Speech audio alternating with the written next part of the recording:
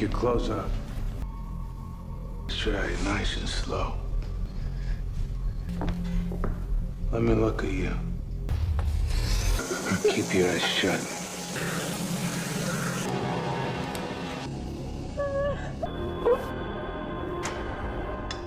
17-year-old Lisa McVeigh lives in Tampa, Florida with her grandmother, Diane, and Diane's partner, Morris. Despite ongoing groping for Morris, ignored by both Diane and Lisa's mother, Betty, Lisa hopes for a brighter future. She finds solace working at the donut stop, appreciated by manager Ed and customers. One November 1984 evening while cycling home, she notices Bobby Joe Long in a parked car. Next day, Lisa writes an emotional note about ending her life, feeling trapped and hopeless. Her sister Lori calls and they express mutual longing. Lori implores Lisa to persevere, vowing to help her escape Morris's abuse. Don't give up, okay? We'll get you away from him. I promise, Lisa. After her shift, Lisa collects her wages and thanks Ed for her promotion. She visits a lakeside location and weeps, haunted by Morris's words. During her journey home, Bobby U-turns to follow her, then drives past. She spots his vehicle again in a gated area. Bobby, concealed behind a roadside vehicle, seizes her, causing her to tumble from her bicycle. He drags her into his vehicle and coerces her, commanding silence and threatening her life. He blindfolds and restrains her, positioning her on the reclined seat. Despite terror, Lisa observes through the blindfold gap, mentally recording each turn.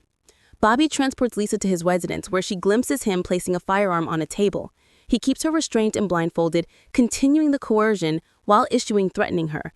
When Bobby inquires about her identity, Lisa fabricates being Carol, age 20. This pleases Bobby, who declares he isn't a predator. He addresses her as Babe, but becomes hostile when questioned. What's your name? Carol? It's yours. I can't tell you that, babe. How old are you? I'm 20. That's real good. Cause I'm no pervert, you know. Why are you doing this? You have it all coming. You're all bitches.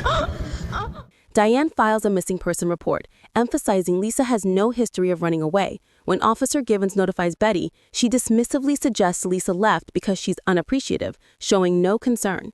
Lori demonstrates genuine worry, telling Gibbons she'd spoken with Lisa yesterday when Lisa mentioned preparing for work. She insists Lisa wouldn't leave without informing her, certain something terrible occurred.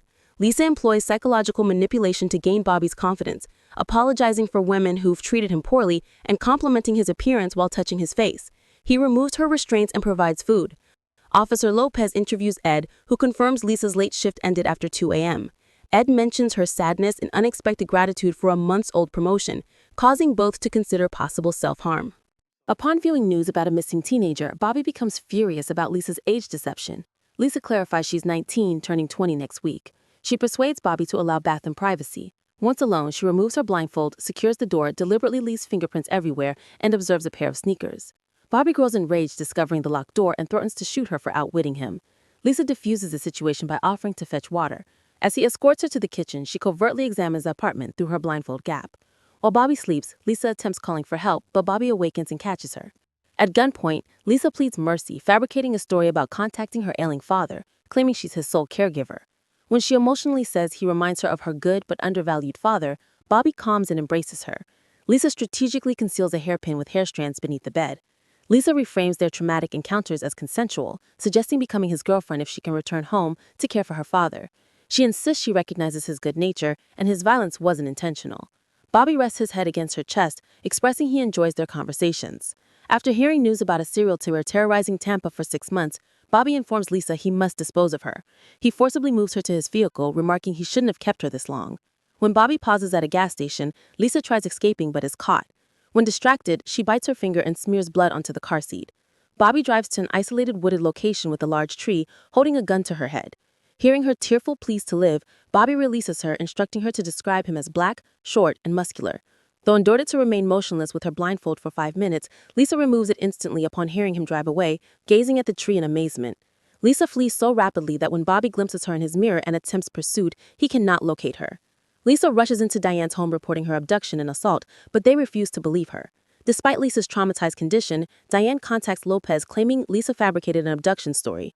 Diane is surprised when Lopez explains protocol requires questioning since she's a minor alleging criminal victimization, which also angers Morris. Diane commands Lisa to remain silent about their household circumstances. At the station, Lisa recounts her experience to Lopez, Detective Russell, and Detective Castle.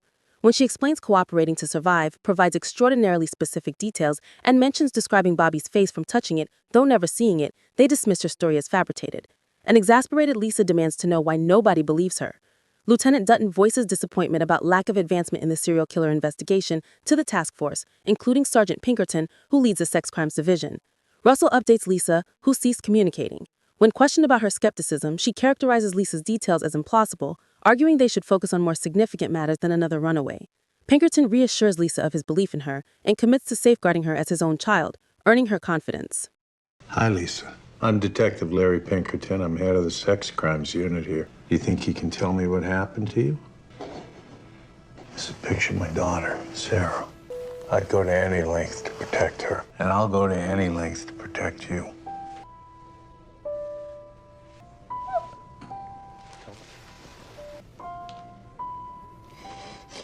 Lisa describes the vehicle as a black two-door automobile with red carpeting, red bucket seats, and Magnum on the dashboard.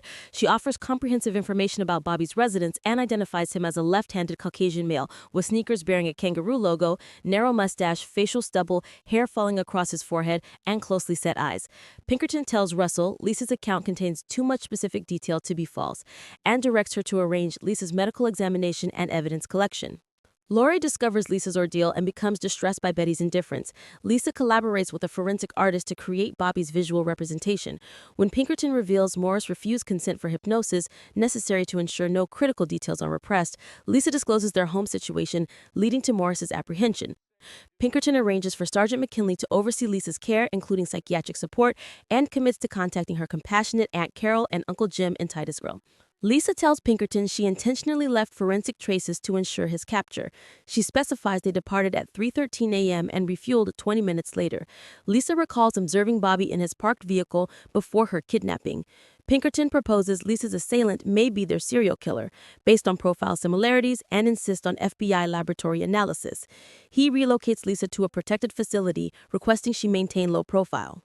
Dutton notifies Pinkerton that laboratory analysis identified red fibers on Lisa's garments, matching distinctive red trilobal nylon carpet fibers discovered on all previous victims. Pinkerton informs Lisa that Bobby is the serial killer and requests she retrace her route to locate Bobby's address. Despite severe trauma, Lisa consents to help. She guides Pinkerton and Detective Wolf to the abduction location and recalls Bobby's route.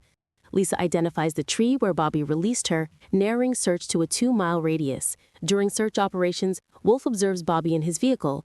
Wolf approaches, saying his vehicle matches an armed robbery investigation description, requesting permission to search it. While Bobby declines, he permits Wolf to photograph him with his car. Wolf requests a license plate check and vehicle registration inquiry.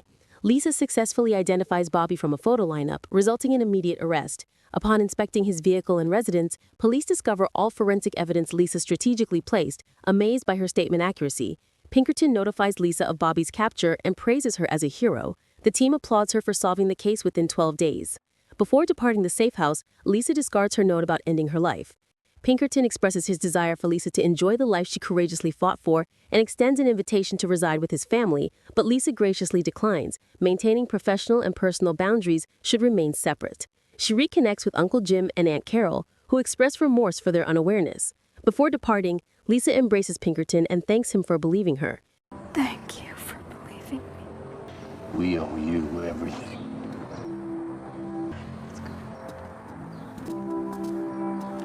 You haven't seen the last of me. I hope not.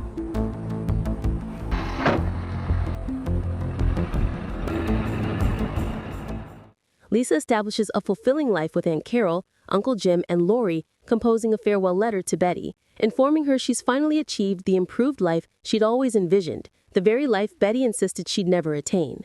Lisa eventually joins law enforcement as a sheriff's deputy, focusing on sex crimes and child protection, while building her own loving family. She maintains lasting friendship with Pinkerton, who continues regarding her as the greatest hero of his career. Bobby receives a death sentence and is ultimately executed via lethal injection years later. Lisa McVeigh's story demonstrates that survival requires courage, intelligence. Finding someone who would listen is an essential part too. Most powerfully, she transformed her trauma into purpose, proving that our darkest moments don't define us, our response to them does. Her journey from victim to protector shows that choosing to fight for life, even when it seems hopeless, can turn suffering into strength and inspire others to never give up. Thanks for watching. If you enjoyed this video, please give it a thumbs up, leave a comment, and subscribe for more recaps. See you next time.